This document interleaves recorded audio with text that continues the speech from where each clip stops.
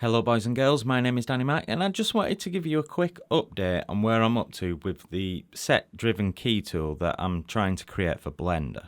In case you missed the last video about this or you don't know what set driven key is, basically it's a feature in Maya that allows you to create a custom property on an object and use this custom property to drive bones into poses. It's kinda like shape keys but using bones instead. Now, Blender has something similar with its pose library, but it's not quite the same, so I set about writing an add-on that utilises action constraints to get a similar result to set driven key. Now, in the last video about this, I showed you that I was able to create a pose, name it, and then press a button, and that pose is now driven by a new slider.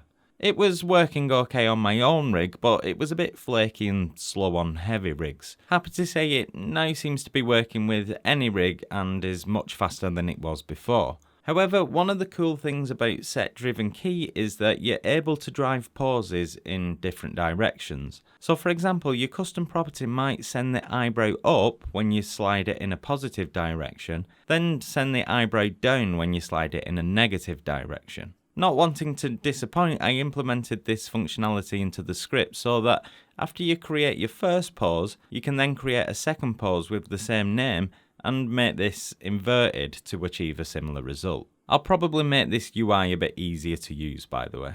Now, in the last video, someone was asking if you would be able to keyframe the slider. Well, fortunately, all properties in Blender are keyable by default, so yes, you can set keyframes on it.